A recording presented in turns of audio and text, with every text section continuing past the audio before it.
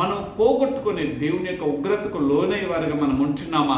ఈ దినము దేవుడు మానవుని నిర్మించింది ఆయనతో కలిసి సహవాసం చేయాలని, ఆయనతో కలిసి జీవించాలని, ఆయనతో కలిసి ఆనందించాలని. ప్రతి దినం కూడా ఆయనే దిగి వచ్చి మానవుడితో అనుబంధాన్ని ఏర్పరచుకుంటే మానవుడు అనుబంధాన్ని దేవుని దగ్గర నుండి పోగొట్టుకొని ఆత్మీయంగా పతనమైపోయి ఉన్నాడు. ఎప్పుడైతే ఆత్మీయంగా పతనమైపోయాడో లోకం అనేటువంటి నేత్రములు తెరవబడి వారికి ఏం చేస్తున్నాడో మానవుడికి తెలియనటువంటి నిస్సాయ స్థితిలోకి మన ఆదిమ తండ్రి తల్లిగారైనటువంటి వారు ఈ లోకంలోకి ఇటువంటి పరిస్థితులు తీసుకొచ్చి ఉన్నారు.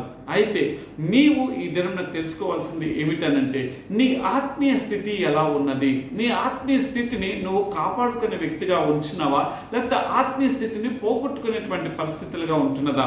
నువ్వు ఆత్మీయంగా పతనమైపోయేటువంటి పరిస్థితుల్లో ఉన్నావా? ఆత్మీయంగా నువ్వు క్షీణించిపోయేటువంటి వ్యక్తిగా ఉంచినావా?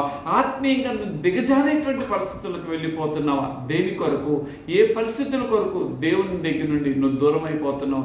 ఏ పరిస్థితులను బట్టి నువ్వు దేవునికి అవిధేయంగా జీవిస్తున్నావు? ఏ పరిస్థితులను బట్టి దేవుణ్ణి దుఃఖపరిచేవాడిగా ఉంటున్నావు? ఏ పరిస్థితులను బట్టి నీవు దేవుని చేత తృణీకరించబడేవాడిగా ఉంటున్నావు? అయితే ఈ దినంన మనం తెలుసుకోవాల్సింది ఏమిటో తెలుసా? దేవుడు మానవుని ఏ విధంగా నిర్మితం చేస్తున్నాడని మనం ఆలోచన చేసినట్లయితే ఆది కాండము Genesis 1st chapter 26th verse, ఆది కాండము 1వ అధ్యాయము 26వ వచనము ఈ విధంగా ఉంటుంది.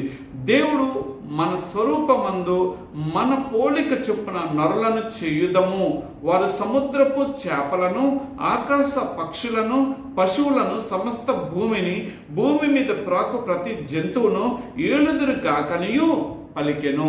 ఈ మాటలు అనుకున్నది ఎవరంటే దేవుడు. నిర్మించిన నిర్మాణకుడు అనుకుంటున్నటువంటి మాట ఏమిటో తెలుసా? ఇక్కడ గమనించినట్లయితే మన స్వరూపమందు, అక్కడ తన స్వరూపమందు అనే పదం వాడలేదు. ఎందుకు ఈ మాట నేను ప్రత్యేకంగా నొక్కానించి చెప్పవలసిన పరిస్థితి వచ్చిందనంటే, తండ్రి, కుమార, పరిశుద్ధాత్మ అనే త్రియేక దేవుడు కాబట్టి ఆయన ఇక్కడ సంబోధిస్తున్నది ఏమిటో తెలుసా? మన స్వరూపమందు అనే పదాన్ని ఆయన వాడుతున్నాడు. అంటే తండ్రి యొక్క ఆకారము, తండ్రి యొక్క శక్తి సామర్థ్యతను బట్టి మానవుని నిర్మించాలని, యేసుక్రీస్తు వారి యొక్క స్వరూపం నందు మానవుని నిర్మితం చేయాలని, పరిశుద్ధాత్మ చేత ఎప్పుడు కూడా దేవునితో సహవాసం కలిగి ఉండాలని దేవుడు, సృష్టికర్త అయినటువంటి దేవుడు ఆశపడితే మానవుడు దేవుని యొక్క మాటను ధృవీకరించి వాడి ఇష్టానుసారమైనటువంటి పరిస్థితుల్లోకి మానవుడు వెళ్ళినట్లుగా తెలుస్తున్నది. అయితే ఆయన స్వరూపమందు అనే పదము ఆయన పోలిక, స్వరూపము. పోలిక ఒక విధంగా ఉంటుంది, స్వరూపము అనగా పోలికని అనంటే ఇక్కడ చెప్పవలసింది ఏంటంటే, సామాన్య ఉదాహరణ మనం ఇక్కడ ఒక మాట మాట్లాడుకుంటే, అరే ఒక తండ్రిని చూసి ఒక కుమార్తెను చూసి, అరే వీడు అచ్చము వాళ్ళ నాన్నలాగా పోలికను కలిగి ఉన్నాడు రా అని అంటారు, లేకపోతే పోలికను కలిగి ఉన్నదిరా అని అంటారు. అంటే ఏ విధంగా అయితే దేవుడు ఉన్నాడో మానవుడిని కూడా దేవుడు ఆ పోలికలోనే నిర్మితం చేస్తున్నాడు. అనగా దేవుడు ఎంత గొప్ప కృప బాధ్యత మానవుడికి అనుగ్రహించున్నాడో మానవుడు గ్రహించవలసిందిగా కోరుతున్నాను. రెండోదిగా చూసినట్లయితే దేవుని స్వరూపము అనగా ఇక్కడ 3 పదాలు. ఒకటి ఆయన రూపము, ఒకటి ఆ రూపము ఎలాంటిదంటే ఆయన మంచి రూపముగా ఆయన మానవుని చేస్తున్నాడు. రెండోది దేవుని యొక్క లక్షణములు కలిగిన వాడిగా మానవుడు ఉండాలని ఆయన కోరుకున్నాడు. మూడోది ఆయన ఉద్దేశాన్ని నెరవేర్చువాడుగా ఉండాలని దేవుడు కోరుకున్నాడు. అయితే మానవుడు ఆయన పోలికగా ఆయన చేస్తున్నాడు, ఆయన స్వరూపమందు కూడా మానవుని చేస్తున్నాడు. కానీ చేయబడినటువంటి పోలికలో ఉన్నటువంటి మానవుడు ఏం చేశాడు అంటే పోలికలను పోగొట్టుకున్నాడు. రెండోది దేవుని యొక్క స్వారూప్యతను పోగొట్టుకొని ఈ లోకానుసారమైనటువంటి స్వారూప్యతలోకి మానవుడు వెళ్ళిపోయినట్లుగా తెలుస్తున్నది. అయితే ఈ పరిశుద్ధ దిన దేవుడు నీతో నాతో మాట్లాడుతున్నది ఏమిటో తెలుసా?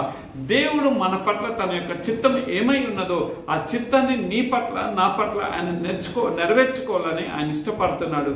ఆయన నీ పట్ల నా పట్ల ఆయన ఉద్దేశాన్ని నెరవేర్చుకోవాలని ఇష్టపడుతున్నాడు. అందుకనే దేవుడు ఆయన రూపం గురించి చెప్తూ మనల్ని కొన్ని హెచ్చరికలు చేయాలని ఇష్టపడుతున్నాడు. అందుకనే ప్రసంగి గ్రంథకర్త ఒక మాట రాస్తాడు కదా, 7వ అధ్యాయంలోకి వెళ్ళినట్లయితే 26వ వచనం 29వ వచనం ఈ విధంగా ఉన్నది.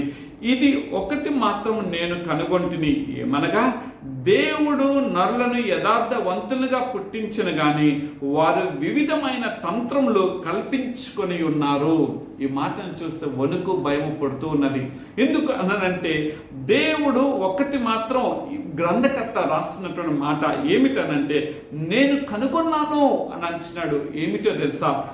ఏమనగా దేవుడు నరులను యథార్థవంతులుగా, దేవుడు మానవుని యథార్థవంతుడిగా చేస్తున్నాడు. ఆదాము గారిని, మన పితరుడైనటువంటి తండ్రి గారైనటువంటి ఆదాము గారిని ఆయన యథార్థవర్తుడిగా చేస్తున్నాడు. కాబట్టి ఆ యథార్థతను చూసే పరలోకపు తండ్రే వచ్చి ఆ ఏదేను వనమనందు తన కుమారుడైనటువంటి ఆదాము గారితో ప్రతి దినము కూడా ముచ్చటిస్తూ ఉంటూ ఉండేవాడు.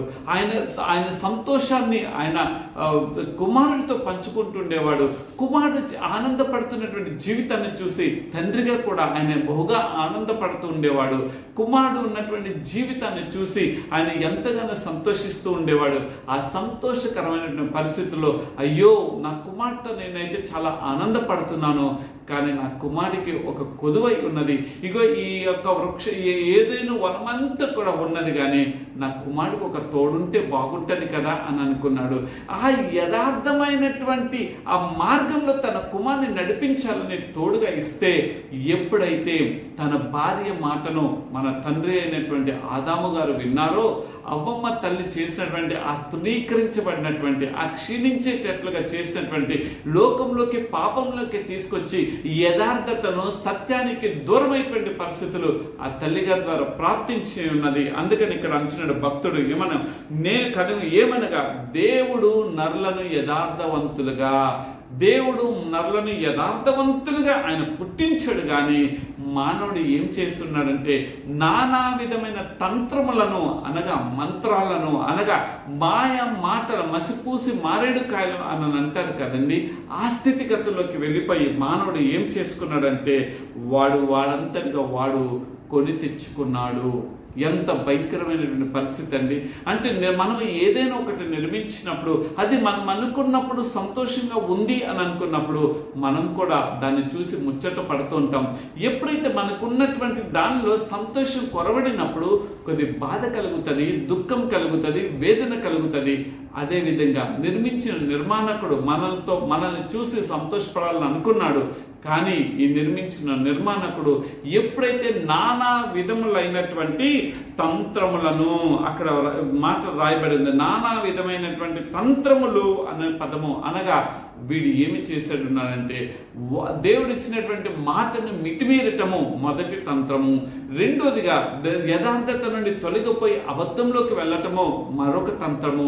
అంత మాత్రమే కాదు, ఒకరి మీద ఒకరు సాకులు చెప్పుకోవటము మరొక తంత్రం. ఈ విధంగా నానా విధములైన తంత్రములు వీళ్ళు ఏం చేసుకున్నారంటే మానవుడు కల్పించుకున్నాడు అనే ప్రసంగి గ్రంథకర్త ఆయన కనుగొన్న విధానం, ఆయన అనుభవపూర్వకమైనటువంటి ఆ జీవన గమనంలో ఆయన అనుభవించినటువంటి, ఆయన చూసినటువంటి పరిస్థితులను బట్టి గ్రంథకర్త ఈ మాటలు రాసినట్టుగా తెలుస్తున్నది. అయితే నా ప్రియ సహోదరుడా, ఏదేను వనంలో దేవునితో అంతగా మానవ సంబంధం ఉన్నప్పుడు మానవుడు ఏ విధంగా అయితే ఏదేను వనంలో ఆ బంధాన్ని పోగొట్టుకున్నాడో, ఈ మాటలు కావాలంటే ఆదికాండము 3వ అధ్యాయము 1 నుండి 19 వరకు చూసినట్లయితే ఆ మాటలు చాలా సుస్పష్టంగా కనిపిస్తున్నాయి.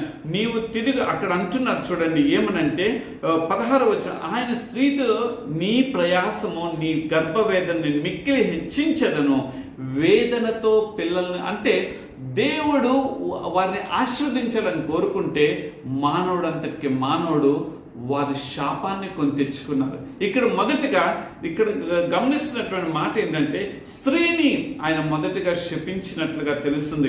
నీ భర్త ఎడల నీకు వాంఛ కలుగును. ఈ దినంన స్త్రీకి పురుషుడి మీద వాంఛ ఎక్కువైపోయింది. ఎక్కడ చూసినప్పటికీ కూడా, ఏ యొక్క పత్రికలు కానీ లేకపోతే ఏదైనా ఛానల్స్ చూసినప్పటికీ కూడా ఆ స్త్రీ తన భర్తతో కాకుండా వేరొక వ్యక్తితో అక్రమ సంబంధాలు ఏర్పరచుకున్నటువంటి పరిస్థితులు, అనగా స్త్రీకి తన యొక్క పురుషుడి మీద వాంఛ కలుగుతూ ఉన్నది. ఇంకా చెప్పేది ఏంటంటే, చాలామంది భర్తలు కొన్ని విషయాల్లో కొన్ని ఛానల్స్ చూస్తూ ఉంటే, ఇదిగో నన్ను భార్య ఈ విధంగా చంపేస్తుంది, నాతో చేసే విధంగా కాకుండా తను వేరే వ్యక్తితో అక్రమ సంబంధం పెట్టుకున్నది అని అంటూ భర్తలు ఏడ్చేటువంటి పరిస్థితులు ఈ దినంలో కనిపిస్తున్నాయి. నా ప్రియ సహోదరుడా, ఇది ఎక్కడి నుండి వచ్చిందో తెలుసా? ఈ యొక్క వాంఛ అనేది దేవుని యొక్క ఆజ్ఞను, దేవుని యొక్క మాటను, దేవుడు చెప్పినటువంటి మాటను తృణీకరించే ఆజ్ఞను విస్మరించడం వలన మానవుడు స్త్రీకి ఇది యొక్క శాపం అనేది తీసుకొచ్చినట్లుగా తెలుస్తున్నది. అయినప్పటికీ కూడా కృపా కనికర సంపన్నుడు ఆయన అక్కడే మానవుణ్ణి, ఇదిగో అప్పుడే మానవుని చంపివేసి వేరొక మానవుని సృష్టించవచ్చు. కానీ కృపా కనికర సంపన్నుడు కాబట్టి, జగత్తు పునాది వేయబడక ముందే మానవుడి పట్ల ఆయన ప్రణాళిక ఒకటి ఉన్నది కాబట్టి, ఆయన కొద్దిగా ఆయన యొక్క కోపాన్ని అంచుకొని వారిని లోకం యొక్క విలువ, దేవుని యొక్క విలువ తెలియటం కొరకు ఏదేను వనము నుండి బయటకు తీసుకొచ్చినట్లుగా తెలుస్తున్నది. ఈ దినంన ఒక 3 విషయాలు మానవుడు దేవుని యొక్క ఉగ్రతకు లోనై పతనమైపోవటానికి ఒక 3 విషయాలు నేను చెప్పాలని ఇష్టపడుతున్నాను.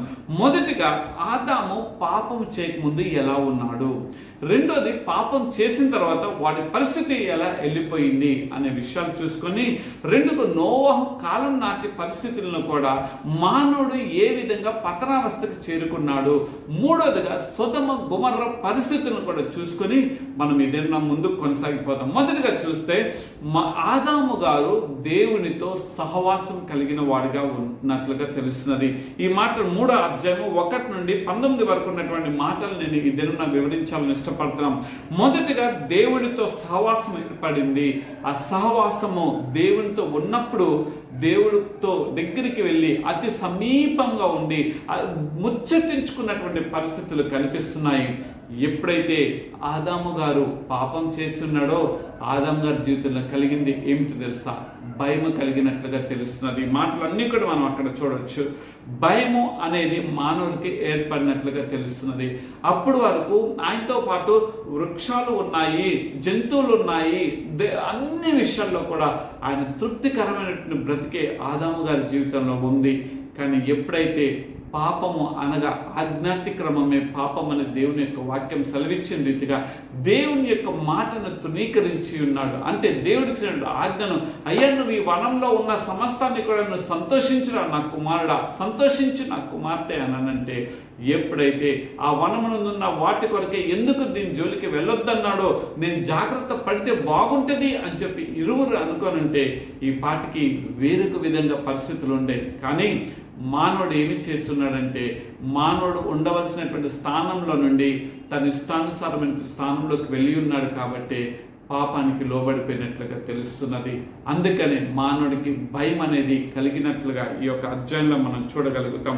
వాడు అక్కడ చూచినట్లే చూడండి, అందుకు సర్పం మీరు చావనే చావరన్న మాట అన్న తర్వాత కొద్ది క్రిందకు వచ్చిన తర్వాత అక్కడ కనిపిస్తుంది కదా దేవుని యొక్క స్వరం. 8వ వచనం 3వ అధ్యాయం ఆదికాండం 3 Genesis 3rd chapter 8th verse.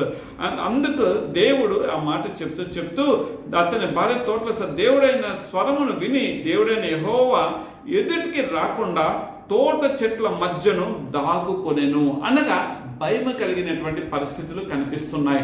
నా ప్రియ సహోదరుడా, దేవునితో నీవు సహవాసం కలిగినప్పుడు మన జీవితంలో భయం ఉండదు. ఎప్పుడైతే దేవునితో సహవాసాన్ని విడిచిపెట్టి మన సొంత ఆలోచన వైపు, సొంత తలంపుల వైపు, సొంత కార్యాలను, ఉద్దేశాలను నెరవేర్చుకోవాలని మనం వెళ్తామో, దాని వలన కలిగేది ఏమిటో తెలుసా? ఆనాడు మన తల్లిదండ్రులు మాత్రమే కాదు, కానీ మీ దినానికి కూడా మన జీవితంలో వచ్చేది ఏమిటో తెలుసా? భయం అనేది కలుగుతుంది. ఆ భయము అది ఎలాంటి పరిస్థితుల్లోకి తీసుకెళ్తుందో తర్వాత మనం చూద్దాం. మనము మొదటగా దేవునితో సహవాసం మళ్ళా పునరుద్ధరించుకోవటం కొరకు తన ప్రియసుతుడైనటువంటి యేసు క్రీస్తు ప్రభువు వారిని ఈ లోకంలోకి పంపించినట్లుగా తెలుస్తున్నది. ఈ లోకంలో ఆయన పంపించి మరలా ఏ సహవాసం అయితే మానవుడు దేవునితో కోల్పోయి ఉన్నాడో, ఆ ఏ భయంతో అయితే మానవుడి యొక్క జీవన యాగం కొనసాగుతుందో, ఆ భయాన్ని పోగొట్టుకొని మరలా పునరుద్ధరించుట కొరకు again he wants to reconstruct that relationship with God. కాబట్టి he sent his son Jesus Christ into this world. కాబట్టి నా ప్రియ సహోదరుడా, నా ప్రియమైన సహోదరి, దేవునితో ఉంటే మనము దేవునితో సహవాసం చేస్తాం. దేవుని దగ్గర దూరం అయిపోతే మన జీవితము భయానికి లోనవుతున్నట్లుగా తెలుస్తున్నది. రెండోదిగా చూచినట్లయితే దేవుడితో సహవాసం ఆదాము గారు కలిగి ఉన్నప్పుడు యథార్థవంతునిగా ఆయనకి కనిపించున్నాడు. యథార్థత అనేది తన జీవితంలో ఉంది. ఎప్పుడైతే దేవునితో సహవాసం పోగొట్టుకున్నాడో తన యథార్థతను కోల్పోయి ఉన్నాడు. ఇంకా ఇదే 3వ అధ్యాయము 8 కిందకు వచ్చినట్లయితే అందుకు అని అంటాడు కదా, భయము పడి దాగు 10వ వచనంలో, నేను తోటలో నీ స్వరం విన్నప్పుడు దిగంబరిగా నుంటిని గనక భయపడి దాగుకొంటిని అని అంటున్నాడు. అక్కడ ఏమైపోయిందంటే తనలో ఉన్నటువంటి యథార్థత ఆయన పోగొట్టుకున్నట్లుగా తెలుస్తున్నది. ఆ యథార్థతను ఎట్లా చెప్తున్నాడంటే 12వ వచనంలో చూసి 3వ అధ్యాయం Genesis 3rd chapter 12th verses, అందుకు ఆదాము, నాతో నుండుటకు నీవు నాకు ఇచ్చిన ఈ స్త్రీ ఆ వృక్ష ఫలమును కొన్ని నాకు ఇయ్యగా నేను తింటిని. ఇక్కడ ఒక మాట మనం ఆలోచన చేసినట్లయితే ఆదాము గారికి దేవుడు ముఖాముఖిగా, నా కుమారుడా నీవు అది తినవద్దు అని దేవుడు చెప్తున్నాడు. కానీ ఆదాము గారు ఏం చేస్తున్నాడంటే దేవుడు చెప్పినటువంటి మాటను ఆయన అక్కడ భార్య మాటకు ప్రాముఖ్యతనిచ్చి దేవుని మాటను తునీకరించున్నాడు. అనగా దేవుళ్ళు ఉన్నటువంటి యథార్థత నుండి ఆయన అసత్యమైనటువంటి అనగా అబద్ధపు జీవితంలోకి, అంటే ఇతరుల మీద నేరం మోపేటువంటి పరిస్థితుల్లోకి ఆదాము గారు ఎప్పుడైతే పాపంలో పడిపోయాడో అటువంటి పరిస్థితులకు వెళ్ళిపోయి ఉన్నాడు. ఈ దిన మాటలు వింటున్నటువంటి నా ప్రియ సహోదరుడా, నా ప్రియమైన సహోదరి, మనము కూడా దేవునిలో ఉంటే యథార్థవంతులుగా మనం ఉండగలుగుతాం. ఎప్పుడైతే దేవుని మార్గాన్ని విడిచిపెడతామో ఈ యథార్థతను కోల్పోయే వారిగా ఉంటాం. అంటూ ఉండవచ్చు, మానవుడు అబద్ధం చెప్పుకోకుండా బ్రతకగలడా అని అంటే ఇక్కడ ఉన్నటువంటి పరిస్థితుల్లో ఒక మాట నేను చెప్పాలి. అది ఏదో నేను అలా ఉండండి చేయండి అని నేను చెప్పడం కాదు, కానీ నేను ఒక మాట మరలా కడుక్కుని మరలా శుద్ధి చేసుకొని దేవుని దగ్గర మరలా యథార్థత ఎందుకు పొందుకోవాలని నేను చెప్పాలని ఇష్టపడతాను. యథార్థంగా కొన్ని పరిస్థితుల్లో, మన కుటుంబ పరిస్థితులు అవ్వచ్చు, లేకపోతే మన వ్యాపారాలు అవ్వచ్చు, మన ఉద్యోగ పరిస్థితులు అవ్వచ్చు, మన యథార్థతను తప్పిపోతుంటాం. కానీ మన యొక్క మనస్సు ఉన్నది చూసారు, దేవుడిచ్చిన ప్రాణాత్మ ఉన్నది చూసారు, ఆత్మ. వెంటనే మనం తప్పు చేసినప్పుడు, బాబు నువ్వు ఈ తప్పు చేసావు, అమ్మ నువ్వు ఈ తప్పు చేసావు, ఈ తప్పును సర్దిద్దుకో అని అన్నప్పుడు మరలా మనం ఎప్పుడైతే యథార్థతను కోల్పోయి ఉన్నామో మరలా తిరిగి సరి చేసుకున్నప్పుడు యథార్థమైనటువంటి మార్గంలోకి మనం రాగలుగుతాం. అయితే మన తండ్రి గారు అయినటువంటి ఆదాము గారు దేవునితో సహవాసం ఉన్నంతసేపు యథార్థవంతుడిగానే ఆయన కనిపించి ఉన్నాడు. ఎప్పుడైతే దేవునితో సహవాసం కోల్పోయి ఉన్నాడో అక్కడ ఆదాము గారు ఏమైపోయాడంటే యథార్థతలో కొరవడి పడిపోయినట్లుగా మనకు తెలుస్తున్నది. నా ప్రియ సహోదరుడా, నా ప్రియమైన సహోదరి, నీ జీవితంలో నా జీవితంలో యథార్థంగా ఉండాలని దేవుడు కోరుకొచ్చినాడు. మూడోదిగా చూసినట్లయితే సత్యవంతుడిగా ఆదాము గారు కనిపించి ఉన్నాడు. ఎప్పుడైతే దేవునితో ఉన్నాడో, నువ్వు ఏమి చేస్తున్నావు ఆదాము అంటే, నాన్నగారు నేను ఇది చేస్తున్నాను అని చెప్పి ఆయన దేవునితో నడిచినంత కాలము ఆయన చెప్పి ఉండవచ్చు. కానీ ఎప్పుడైతే పాపం తన జీవితంలో వచ్చిందో ఎలా అయిపోయాడో తెలుసా? అబద్ధీకుడిగా మార్చబడ్డావు. సత్యము అసత్యమైనటువంటి మార్గంలోకి పాపం నడిపిస్తుంది. నువ్వు సత్యంగా ఉండాలని ప్రయత్నం చేస్తుంటావు, కానీ ఎప్పుడైతే అసత్యం అనేది మన జీవితంలోకి వస్తుందో, సత్యం కొరకు నిలబడినప్పుడు సత్యంలోనే బ్రతుకుతాము, నిజాయితీగానే ఉంటాము, లేకపోతే యథార్థతగానే ఉంటాము, దేవుని యొక్క మాటలు ఆ సహవాసంలోనే ఉంటాం. కానీ ఎప్పుడైతే అది దేవునితో సహవాసం కొరవడిపోతుందో మన జీవితాలు ఎలా అవుతాయో తెలుసా? మన బ్రతుకులు అబద్ధమైనటువంటి బ్రతుకులుగా మార్చబడతాయి. మన జీవితము అభద్రతా భావంలోకి వెళ్ళేటువంటి అబద్ధంలోకి మనల్ని నడిపిస్తూ ఉంటుంది.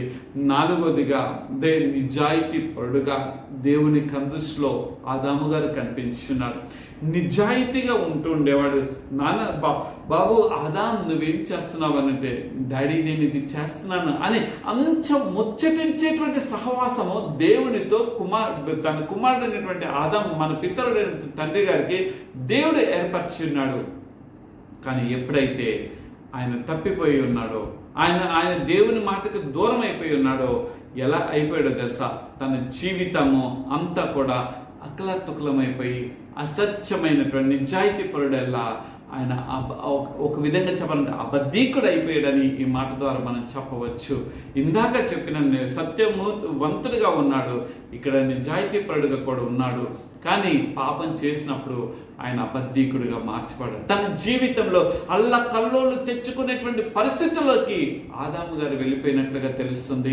ఈ మాటలు వింటున్నటువంటి మనము కూడా మనం ఎంతవరకు యథార్థవంతులుగా మనం ఉంచినాం, ఎంతవరకు నిజాయితీ పరులుగా మనం ఉంచినాం, ఎంతవరకు మన సత్యాన్ని అనుసరించి జీవించేవారుగా ఉంటున్నాం.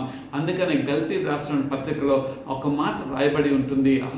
అక్కడ ఏమని ఉంటుందంటే, సత్యము మీరు తెలుసుకుందరు, ఆ సత్యం మిమ్మల్ని స్వతంత్రులుగా చేయను. మనం సత్యంలో ఉంటే ఆ సత్యము మనల్ని స్వతంత్రులకు తీసుకుని వెళ్తుంది. కానీ ఎప్పుడైతే మన సత్యం నుండి తొలగిపోతామో మన అబద్ధపు జీవితంలోకి, అభద్రతాకరమైన జీవితంలోకి, లేకపోతే మన జీవితము అర్థం కాని నిస్సాయస్థితిలోకి తీసుకుని వెళ్ళిపోతుంది.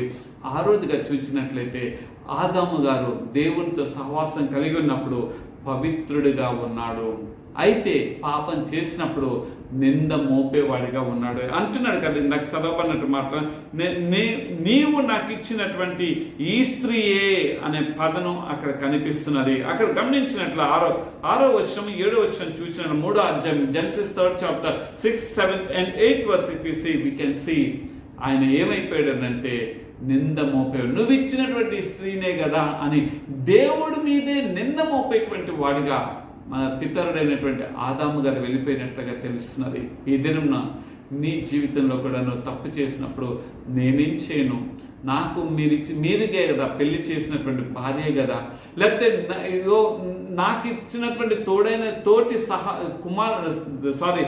సహోదరుడు సహోదరియో చేశారని చెప్పి ఒకవేళ సంఘంలో నువ్వు ఇట్లా మాట్లాడుతున్నావా, మొదట చేసుకోవాల్సింది ఏమిటి తెలుసా?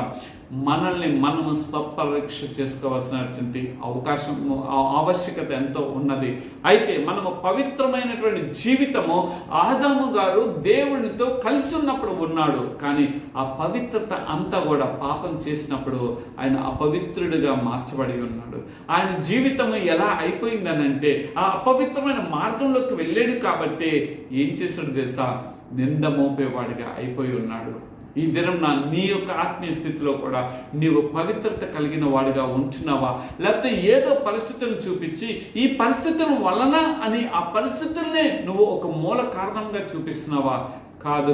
ఏ పరిస్థితులనైనా దేవుడు ఏదైనా చేయగలడు అని భక్తుడు రాసినట్లుగా మన జీవితంలో మన పవిత్రతను కలిగిన వారిగా ఉండాలని ఆయన ఇష్టపడుతున్నాడు. కానీ ఇది కనుక నువ్వు ఇష్టపడుకోకుండా నీ ఇష్టానుసారమైన మార్గాన్ని నువ్వు ఎంచుకున్నట్లయితే నీవు నింద మోపేటువంటి వాడిగా నువ్వు ఉంటావు.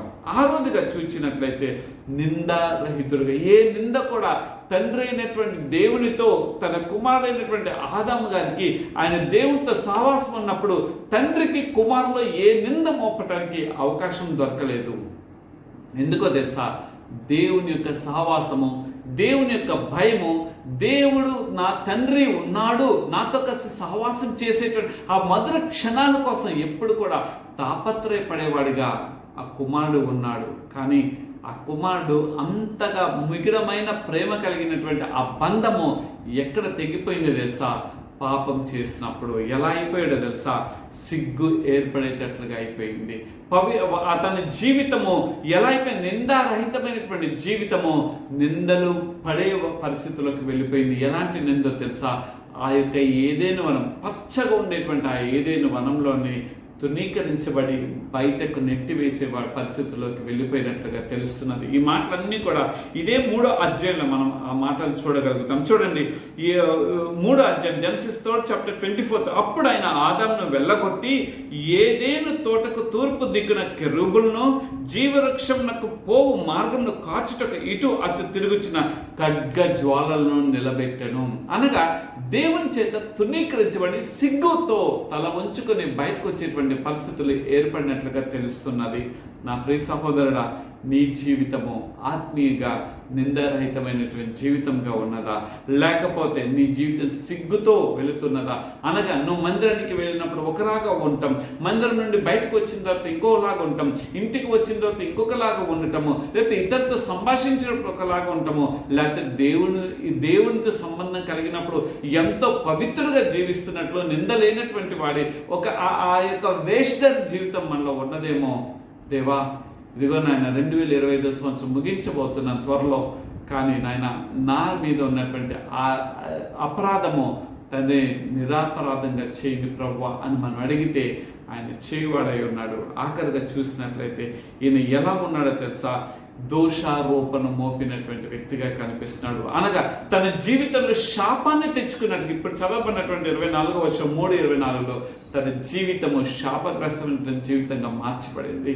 నా ప్రియ సహోదరుడా, ఆదాము గారి వలె దేవునితో సహవాసం చేసినప్పుడు ఆ 7 లక్షణాలు మనం అలవర్చుకుందామా, లేకపోతే మన ఇష్టమైనటువంటి పాప జీవితంలోకి మనం వెళ్ళిపోయి ఇదే 7 రకాలైనటువంటి శాపగ్రస్తమైనటువంటి జీవితము, ఈ దోషారోపణ మోపబడేటువంటి పరిస్థితి, సిగ్గుతో మన జీవితం పగిలిపోయేటువంటి పరిస్థితులకు వెళ్దామా? వద్దు కదా. దేవుడు అది కోరుకోవట్లేదు కదా. దేవుడు కోరుకుంటున్నది ఏమిటో తెలుసా? ఆయనతో కలిసి సహవాసం చేయాలని, నీ ఆత్మీయ స్థితి దేవునిలో ప్రతి దినం కూడా ఎదగాలని ఆయన ఇష్టపడుతున్నాడు. ప్రతి దినం కూడా ఆత్మీయంగా ఉన్నత స్థితిలోకి వెళ్ళాలని ఆయన ఇష్టపడుతున్నాడు. అంతేగాని ఆత్మీయ స్థితిలో దిగజారిపోయే వంటి వాడిగా, కుమారుడిగా, కుమార్తెగా నువ్వు నేను ఉండకూడదని ఆయన ఇష్టపడుతున్నాను. ఇది ఆదాము గారి యొక్క చరిత్రలోని కొన్ని ఘట్టంలో. రెండోదిగా నోవాహు గారి యొక్క పరిస్థితుల్లో, ఆ యొక్క కాలంలో జరిగినటువంటి ఒకటి పరిస్థితిని నేను చూపించి 3వ పరిస్థితిలో నేను వెళ్ళాలని ఇష్టపడుతున్నాం. ఇది చూసినట్లయితే ఆదికాండం 6వ అధ్యాయము 1 నుండి 12 వరకు ఉన్నట్లయితే ఈ మాటలు మనం చూడగలుగుతాం. నోవాహు గారి పరిస్థితి ఎలా ఉన్నది, ఆ ప్రజలు, నోవాహు గారి యొక్క కాలంలో ఉన్నటువంటి ప్రజలు వారి పరిస్థితులు ఎలా ఉన్నాయో కొన్ని 1-2 విషయాలు చూసుకొని 3వ అంశంలోకి వెళ్దాం. మొదటగా నోవాహు గారి పరిస్థితి ఎలా ఉన్నదో తెలుసా? నోవాహు గారి గురించి ఒక మంచి మాట పరిశుద్ధ లేఖన గ్రంథంలో మనకు కనిపిస్తున్నది. చూద్దాము ఏమిటనంటే, ఇక్కడ గమనించిన నోవాహు గారు దేవుని ఆదికాండం Genesis 6th chapter if you see ఆయన ఎట్లా ఉన్నాడంటే 9th verse, నోవాహు వంశవళి, నోవాహు నీతిపరుడును తన తరములో నిందారహితుడై ఉండెను. అంటే 2 characters we can see in Noah. ఏంటో తెలుసా? ఫస్ట్ నీతిమంతుడు, ఆయన పదం అక్కడ కనిపిస్తుంది. అంటే ఆయన మరలా దేవుని యొక్క వాక్కు చేత ఆయనతో దేవునితో సహవాసం ఏర్పడిన వాడుగా ఆయన నిర్మించుకోవాలని కుతూహల పడినటువంటి వ్యక్తి నోవాహు గారు. కాబట్టి దేవుని దృష్టిలో నోవాహు గారు నీతిమంతుడిగా కనిపించున్నాడు. రెండోది, నిందారహితుడిగా కనిపించినట్లుగా తెలుస్తున్నది. నిందలో ఎక్కడ చూసినా దేవుని దృష్టిలో నోవాహు గారు నింద పడే వ్యక్తిగా ఆయన లేడు, నిందారహితుడుగానే కనిపించినట్లుగా దేవుడే సాక్ష్యము ఈ పరిశుద్ధ లేఖన గ్రంథంలో వ్రాయించి ఉన్నాడు. అయితే ఆనాటి పరిస్థితుల్లో ప్రజలు ఎలాంటి పరిస్థితుల్లో ఉన్నారో తెలుసా? ప్రజల పరిస్థితి చూస్తే వివాహ వ్యవస్థనే పతనావస్థకి, అంటే వాళ్ళు ఎట్లా అయిపోయారో తెలుసా అండి? చూద్దాం వారి బ్రతుకులు ఎలా అయిపోయినాయి అని మనం ఆలోచన చేసినట్లయితే ఇక్కడ అనేకమైనటువంటి పరిస్థితులు కనిపిస్తున్నాయి. వాళ్ళ దేవుని యొక్క పరిస్థితి, దేవుని యొక్క బిడ్డ యొక్క పరిస్థితి అలా ఉంటే వీరి పరిస్థితులు చూసినప్పుడు 6వ అధ్యాయం Genesis 6th chapter 12th verse ఏంటంటే, అది చెడిపోయి ఉండెను. అంటే దెర్ ఇస్ నో మొరాలిటీ. అంటే వాళ్ళకి ఏ మాత్రం కూడా ఒక నీతిమంతమైన జీవితం జీవించాలని, నిందారహితమైనటువంటి జీవితము, ఏది మంచి, ఏది చెడు, ఏది చేయకూడదు, ఏది చేయాలనే విషయాన్ని మైమర్చిపోయి బంధాలు అనేది తెగిపోయి కుమారుడు తల్లితో, తండ్రితో కుమార్తె, లేకపోతే ఇరుగు పొరుగు వారితో విచ్చలవిడివైనటువంటి వ్యభిచారమైనటువంటి క్రియలు ఆ దినంలో ఉన్నాయి. అంతటి వ్యభిచారం ఆ లోకంలో ఉన్నప్పటికీ కూడా జరిగింది ఏంటో తెలుసా? నోవాహు గారు నీతిమంతుడిగా దేవుని దృష్టిలో కనిపించున్నాడు. నోవాహు గారు దేవుని దృష్టిలో నిందారహితుడిగా కనిపించున్నాడు. కానీ ప్రజలందరూ కూడా వివాహ వ్యవస్థ అనగా ఆ యొక్క బంధాలు ఉన్నాయి చూసారా? బంధాలు అది ఎట్లయిపోయి చెల్లా చెదరైపోయినటువంటి బంధాలు, భార్య భర్తతో కాకుండా వేరే పరాయి పురుషుడితో, అయితే కుమారుడు తల్లితో కూడా వ్యభిచరించినటువంటి సంఘటనలు, ఆ దినం గురించి మనం మాట్లాడుకుంటున్నాం, మంచిదే. కానీ ఈ దినం కూడా ఎన్ని సంఘటనలు మనం చూడట్లేదు. తండ్రి కుమార్తెను బలాత్కారం చేసి, తండ్రియే కుమార్తెను భయంకరమైనటువంటి ఒక సెక్షువల్ హెరాస్మెంట్స్ చేస్తున్నటువంటి పరిస్థితులు ఎన్ని మనం చూడట్లేదు. చాలామంది అంటారు లోతు గారిని తీసుకొని లోతు గారు చేయలేదా అని అంటారు. లోతు అనే వ్యక్తి కూడా ఒక మనిషి, దేవుడు కాదు. దేవుడు ఎందుకు ఈ పదాన్ని రాయించి ఉన్నాడో తెలుసా? అయ్యా, ఆ కాలంలోనే నీ పితరుడు చేసాడు నా బిడ్డ, కానీ నువ్వు చేయకూడదు. అది తెలుసుకోవాలి. బంధానికి ఆయన ఎంత ప్రాముఖ్యత ఇచ్చాడో తెలియచేయటం కొరకు దేవుడు పరిశుద్ధ లేఖన గ్రంథంలో రాయిస్తే, ఇది ఎరిగినటువంటి అహంకార దృష్టితో లేకపోతే వారికి అర్థం కాని నిస్సహాయ స్థితిలో మాట్లాడేటువంటి మాట ఏంటి తెలుసా? బైబిల్ బూతుల పుస్తకం అని అంటున్నారు. నేను అంటాను, ఇది బూతుల పుస్తకం. బూతు లాంటి నీ జీవితాన్ని నీతికరమైన మార్గంలోకి నడిపించడం కొరకే దేవుడు ఈ మాటలను ఈ పరిశుద్ధ లేఖన గ్రంథంలో రాయించి ఉన్నాడు. ప్రజలు ఇటువంటి వివాహేతర సంబంధాలు కలిగిన వారుగా ఉన్నారు అని నీవు ఆ దినంలో ఉన్నటువంటి ఆ వివాహేతర సంబంధాలు కాదురా నాయన, ఈ దినం కూడా అటువంటి వాడుగా ఉండవద్దు. ఇదిగో నోవాహు వలె నీతిమంతుడిగా ఉండు, నోవాహు వలె యథార్థవంతుడిగా ఉండు, నోవాహు వలె నువ్వు నిందారహితుడిగా ఉండమని తెలియచేయట కొరకే దేవుడు నిన్ను నన్ను హెచ్చరిస్తున్నారు. అదన్న ప్రజలు రెండో విషయం, వాళ్ళు అంత చెడుతనము భయంకరంగా ప్రజ్వరిల్లిపోయింది. ఎంత ప్రజ్వరిల్లిందో తెలుసా? దేవునికి కోపం రేపేటువంటి భయంకరమైన పరిస్థితి. హృదయంలోని తలంపులన్నీ కూడా ఎప్పుడు కూడా చెడ్డవిగా అయిపోయినాయి. మాట్లాడితే చాలు, ఇదిగో ఈ స్త్రీ ఇక్కడితో ఉంది, ఏ కళ్ళతో అయితే తన వేరే పురుషుని చూస్తుందో ఆ పురుషుడితో శయనించాలని వెళ్ళిపోయేటువంటి ఆ భయంకరమైనటువంటి వ్యభిచార క్రియలతో లోకమంతా నిండుకున్నప్పుడు దేవునికి కోపం రేగి దేవుడు అక్కడ ప్రవాహాన్ని తీసుకొచ్చినట్లుగా తెలుస్తుంది. ఈ మాటలన్నీ కూడా ఈ ఆరాధ్యంలో మనం చూడగలుగుతాం. ఈ యొక్క ప్రవాహం తీసుకొచ్చి మానవుడి యొక్క మనుగడ లేకోకుండా సమస్త మానవ మనుగడకి నాశనం చేశాడు. తర్వాత దేవుడు జ్ఞాపకం చేసుకున్నట్లయితే అక్కడ 7వ అధ్యాయంలోకి వచ్చినట్లయితే, అది నేను కలను కానీ దేవుడు మరలా సంతాపపడి అనగా బాధపడ్డాడు. అయ్యో, నా చేతితో చేసుకున్న నీ కుమార్తెని నేను పోగొట్టుకున్నాను, నా మాట వినకపోకుండా ఇష్టానుసారం విచ్చలవిడివైన బ్రతకబట్టే కదా అని చెప్పి ఆయన బాడే మరెప్పుడు కూడా ఇటువంటి ఉగ్రత తీసుకురానని చెప్పి దేవుడే మరలా సంతానోత్పత్తి నోహా గారి కుటుంబం నుండి తీసుకొచ్చినట్టుగా తెలుస్తున్నది. నా ప్రియ సహోదరుడా, నా ప్రియమైన సహోదరి, నోవాహు వలె నీతిమంతుడిగా మనం జీవించాలని నేను కోరుకుంటున్నాను. మన జీవితంలో ఈ 2025 సంవత్సరం 326వ దినంలో మనం ఉన్నాము. దేవుడు అంటున్నాడు, నా కొరకు నీతిమంతుడిగా జీవించలేవా? నువ్వు నీతిమంతుడిగా జీవిస్తే నా రాజ్యాన్ని నీకు ఇస్తాను అని అంటున్నాడు. నా రాజ్యంలో నువ్వు నివసించే బాధ్యతను ఇస్తాను అని అంటున్నాడు. నువ్వు నిందారహితుడిగా ఉన్నట్లయితే నా రాజ్యంలో స్వతంత్రతను పొందుకుంటావు.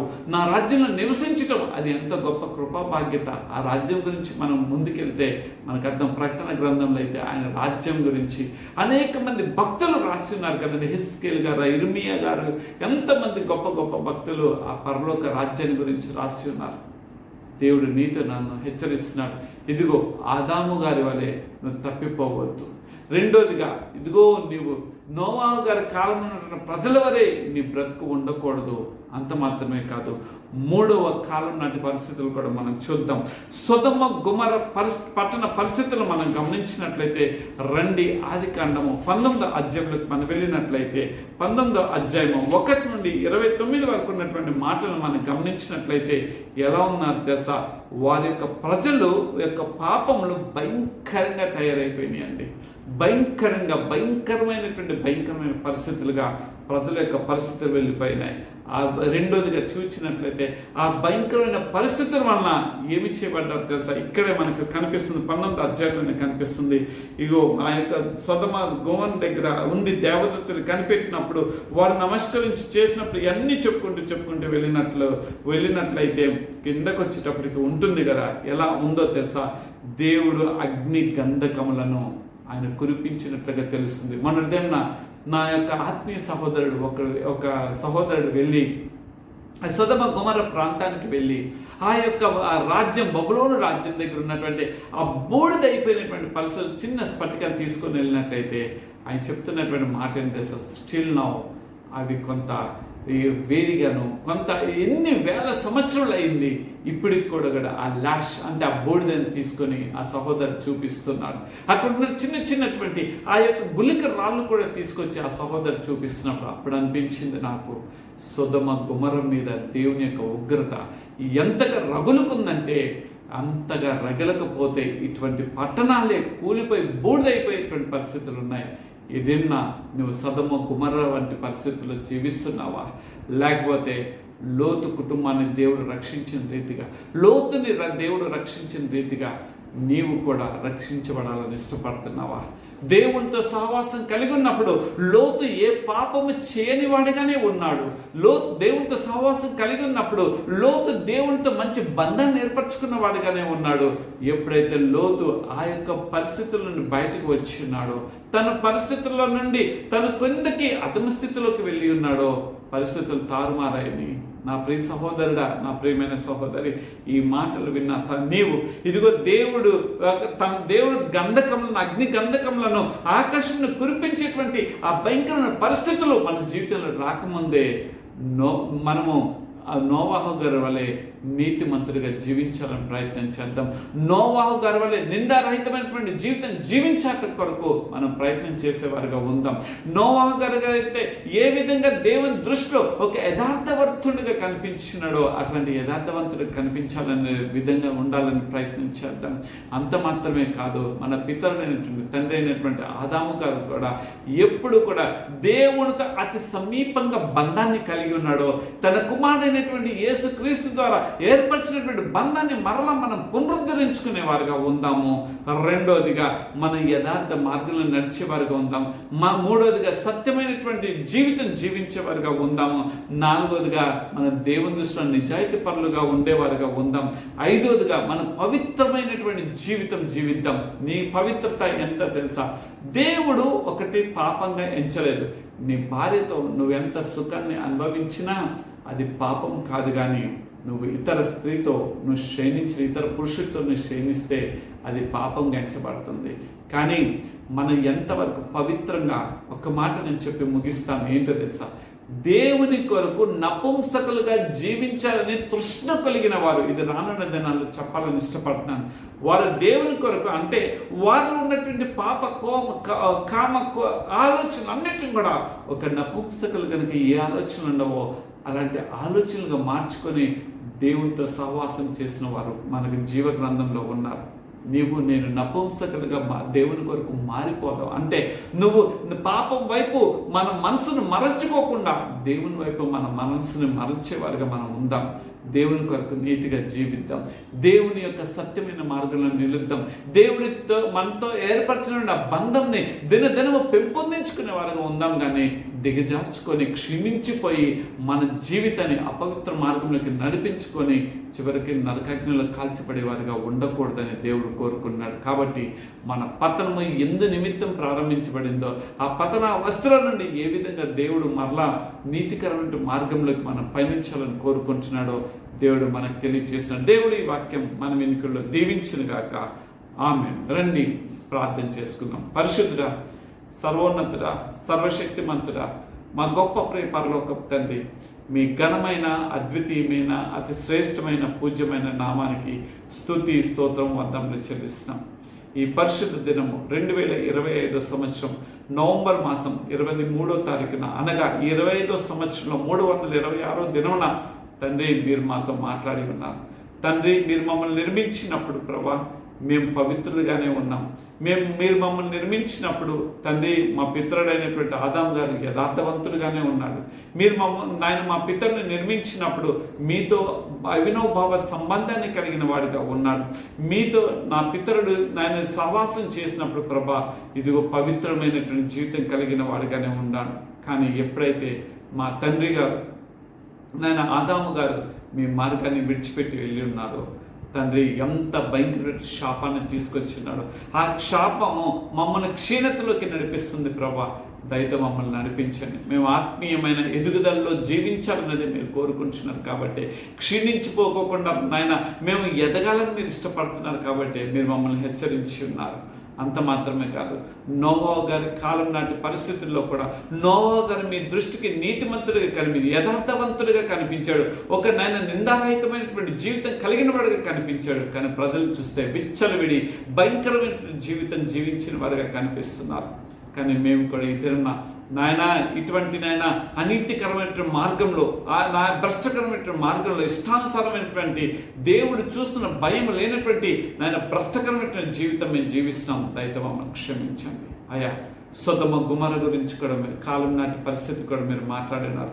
ప్రజలు ఎంత విచ్చలవిడి జీవితంలోకి వెళ్ళిపోయి ఉన్నారో తండ్రి, పరలోక రాజ్యం నుండి అగ్ని గంధములను కురిపించి ఉన్నారు. కానీ లోతుగానే రక్షించి ఉన్నారు. మమ్మల్ని కూడా రక్షించండి ప్రభా.